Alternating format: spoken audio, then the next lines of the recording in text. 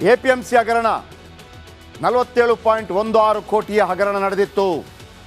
ಇದು ಯಡಿಯೂರಪ್ಪ ಕಾಲದ ಹಗರಣ ಅಂತೇಳಿ ಸಿದ್ದರಾಮಯ್ಯನವರು ಹೇಳಿದರು. ಬಸವರಾಜ ಬೊಮ್ಮಾಯಿ APMC ಸಚಿವರಾಗಿದ್ದರು. ವಾಲ್ಮೀಕಿ ನಿಗಮದಂತೆಯೇ ನಡೆದಿದ್ದ ಹಗರಣ ನಂಬರ್ 1. BJP ಇದು ಕೂಡ ಇದಕ್ಕೆ ಉತ್ತರ ಕೊಡಬೇಕು. ಇನ್ನು ಅಂಬೇಡ್ಕರ್ ಹಗರಣ 2018ರಲ್ಲಿ ಅಂಬೇಡ್ಕರ್ ನಿಗಮದಲ್ಲಿ ಹಗರಣ. ಇದೇ mister one and only MD Padmanabh ಅಂದು ಹಗರಣ ಮಾಡಿದ್ದ. ವಾಲ್ಮೀಕಿ ನಿಗಮದ ಮಾದರಿಯಲ್ಲೇ ಹಗರಣ ಮಾಡಿದ್ದ. 4.96 ಕೋಟಿಗೂ ಹೆಚ್ಚು ಅವ್ಯವಹಾರ ಮಾಡಿದ್ದ. ಆದರೂ ಆತನನ್ನು ಆರೋಪ ಮುಕ್ತಗೊಳಿಸಿದ BJP ಸರ್ಕಾರ ಆತ 4.6 ಕೋಟಿಯಿಂದ 89 ಕೋಟಿಗೆ ಅವನಿಗೆ ಪ್ರಮೋಷನ್ ಆಯಿತು. ಯಾವ ದಲಿತ ನಾಯಕರು ಮಾತಾಡಲಿಲ್ಲ. ಇನ್ನು ಬೋವಿ ಅಭಿವೃದ್ಧಿ ನಿಗಮ ಯಾದಗಿರಿಯಲ್ಲಿ 2022ರಲ್ಲಿ 87 ಕೋಟಿ ರೂಪಾಯಿ ಹಗರಣ. ಸರ್ಕಾರದ 87 ಕೋಟಿ ಹಣದ ಅಕ್ರಮ ವರ್ಗಾವಣೆ. ಯಾದಗಿರಿ ಖಾತೆಯಲ್ಲಿದ್ದ ಹಣ ವರ್ಗಾವಣೆ ಆಗಿತ್ತು. ಈ ಬೃಹತ್ ಸ್ಕ್ಯಾಮನ್ನು ತನಿಖೆ ಮಾಡ್ತಾನೇ ಇದೆ CID ಇನ್ನೂ ಮಾಡ್ತಾ ಇದೆ. ಅವರಿಗೆ ಡೈಲಿ ನಾವು TA DA ಸಂಬಳ, ಕಾರು ಗೀರು ಪೆಟ್ರೋಲು ಡೀಸಲು. ಯಾರು ದುಡ್ಡು? ನಮ್ಮ ದುಡ್ಡು. ಇನ್ನು ಅರಸು ಟ್ರಕ್ ಟರ್ಮಿನಲ್ ನಿಗಮ ಇದೆಲ್ಲ ಆರೋಪ ಮಾಡಿದ ಯಾರು? ಸಿದ್ದರಾಮಯ್ಯ ಆರೋಪ ಮಾಡ್ತಾ ಇದ್ದಾರೆ. ಅಂದರೆ ನೀವು ನಮ್ಮ ಬುಡಕ್ಕೆ ಬಂದಿದ್ದೀರಿ, ನಾವು ನಿಮ್ಮ ಬುಡಕ್ಕೆ.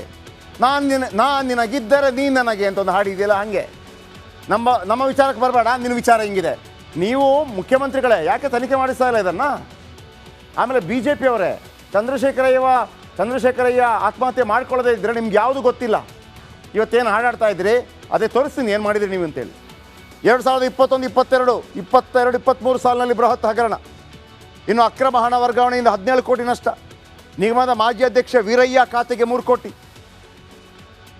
ಆಮೇಲೆ ಒಳಗೆ ಬಂದರೆ ಸೆಪ್ಟೆಂಬರ್ 23 ಕೇಸ್ ದಾಖಲಾಗುತ್ತೆ. ನೆಕ್ಸ್ಟು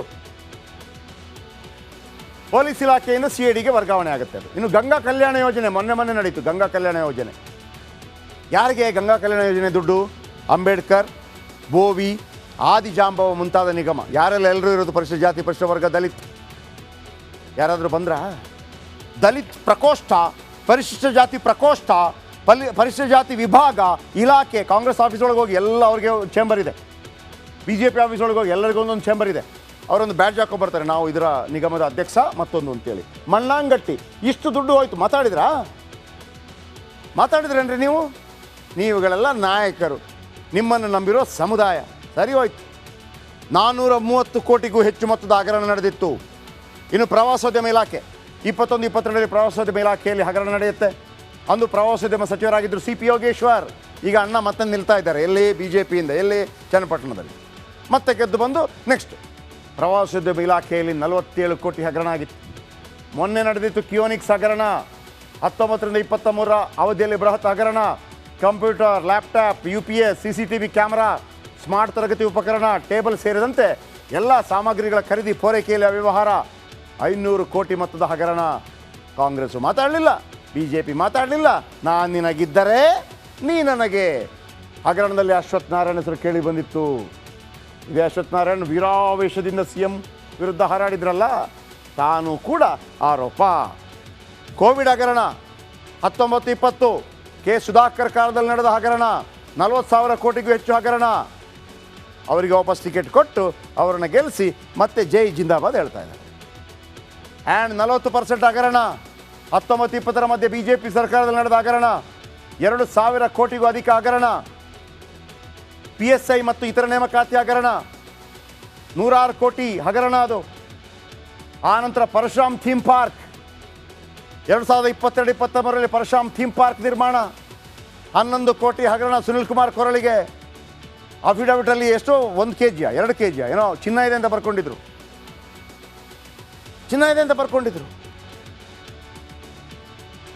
ಎಲ್ಲಿಂದ ಬಂದಂಥವ್ರು ಇವರೆಲ್ಲ? ಜೋಳಿಗೆ ಹಾಕ್ಕೊಂಡು ಬಂದಿದ್ವಿ, ಕಾಲು ಚಪ್ಪಲಿ ಹಾಕ್ಕೊಂಡು ಬಂದಿದ್ವಿ. ಈಗ KG ಗಟ್ಟಲೆ ಚಿನ್ನ ಎಲ್ಲಿಂದ ಬಂತು? ಬಿಟ್ಕಾಯಿನ್ ಹಗರಣ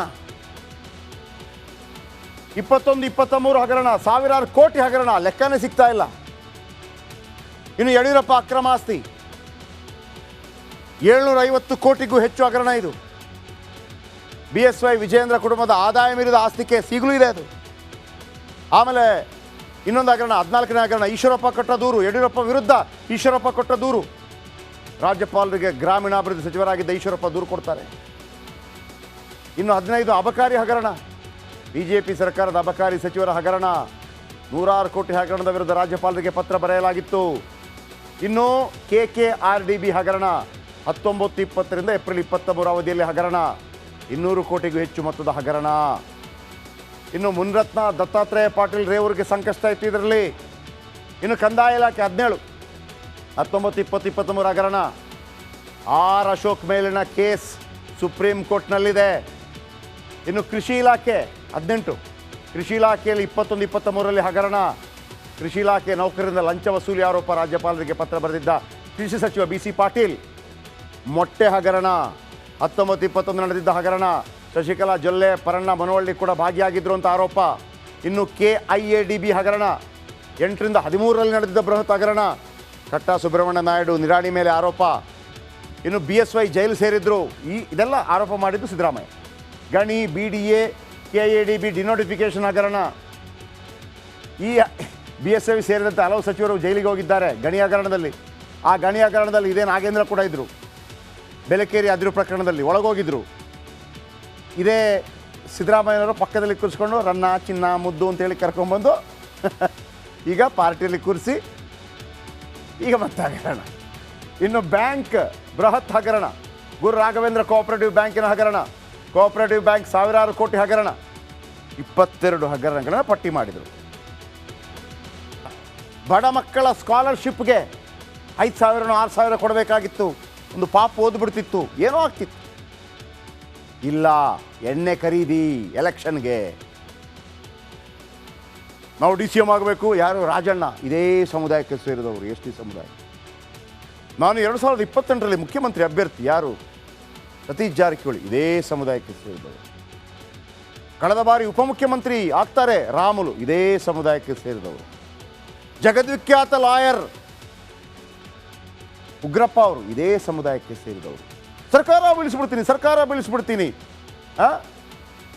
ಮಾಜಿ ಸಚಿವರು ರಮೇಶ್ ಜಾರಕಿಹೊಳಿ ಇದೇ ಸಮುದಾಯಕ್ಕೆ ಸೇರಿದವರು. ಬಾಲಚಂದ್ರ ಜಾರಕಿಹೊಳಿ ಇದೇ ಸಮುದಾಯಕ್ಕೆ ಸೇರಿದವರು. ಒಬ್ಬನಾದರೂ ಮಾತೆತ್ತಿದ್ರ? ನಮ್ಮ ದುಡ್ಡು ಹೊಡೆದ್ರು ಮಾತೆತ್ತಿದ್ರ? ಆ ಸಮುದಾಯದ ಹೆಸರು ಹೇಳ್ಕೊಂಡು ನಿಮಗೆ ಮಂತ್ರಿಗಿರಿ ಬೇಕು, ಉಪಮುಖ್ಯಮಂತ್ರಿ ಬೇಕು, ಸಮುದಾಯ ಬೇಡ. ತುಳಿದು ಆ ದುಡ್ಡನ್ನು ತಗೊಂಡೋಗಿ ಎಣ್ಣೆ ಕುಡಿಸಿದ್ರೆ ಯಾರಿಗೋ?